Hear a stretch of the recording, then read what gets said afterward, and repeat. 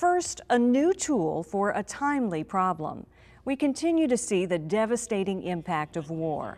Servicemen and women who are fortunate enough to return home often do so with amputations or burns covering their bodies. But another type of injury is less visible and often more complicated to treat. Brain injuries caused by those dreaded IEDs, improvised explosive devices. They can cause trauma that impacts a soldier for the rest of his or her life. Now the James A. Haley Veterans Hospital in Tampa is using a technology familiar to these young soldiers to heal the wounds we can't see. May 23rd, Kunar Province, Afghanistan. It happened in an instant. A routine patrol in an armored vehicle ends in disaster. I don't have a lot of movement. Army Sergeant Anthony Torres doesn't remember much about the bomb that altered the course of his life. But he does remember every day the 4 soldiers who died that morning.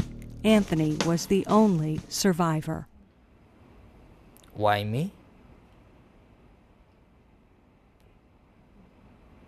Just why am I alive? It's just God wanted me here, so.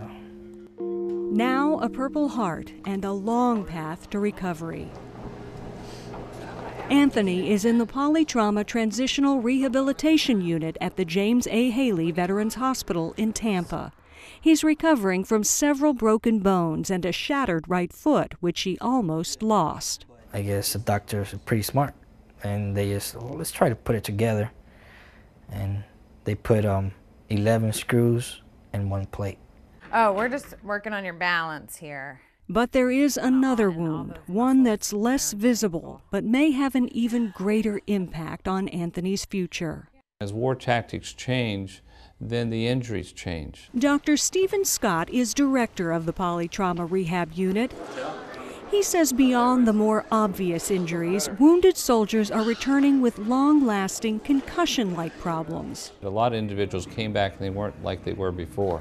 It's much like watching a boxer get punched real hard and then sort of wobble around and not know what corner to go back to. And they don't look like they have an injury. You don't see it. It's not visualized, you know. In many ways, that's what these individuals are like.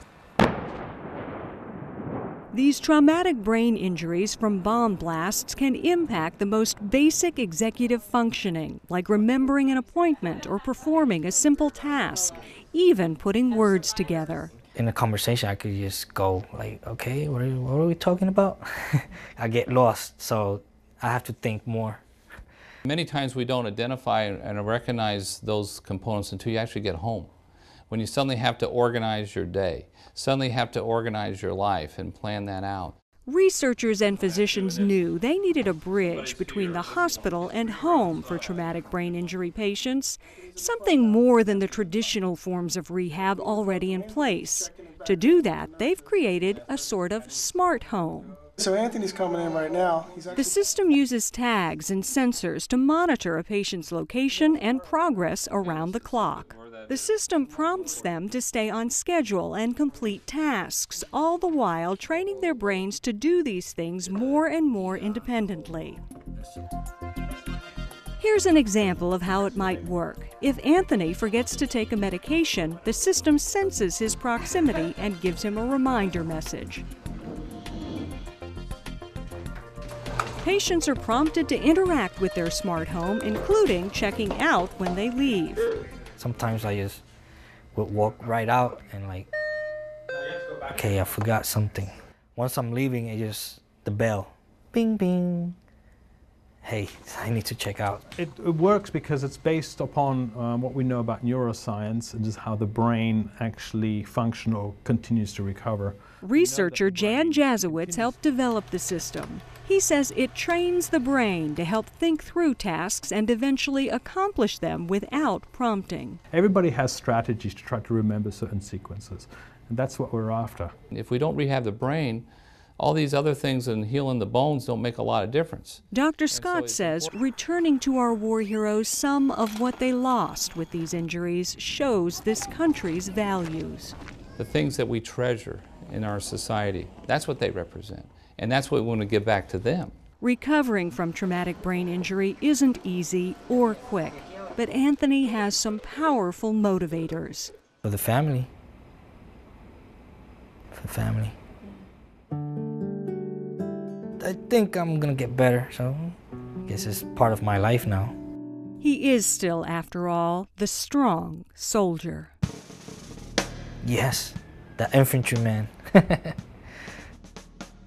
Doctors say this could revolutionize the way traumatic brain injuries are treated. As the technology develops, recovering soldiers will be able to use it in the comfort of their own homes beyond the inpatient facilities like the one at the VA.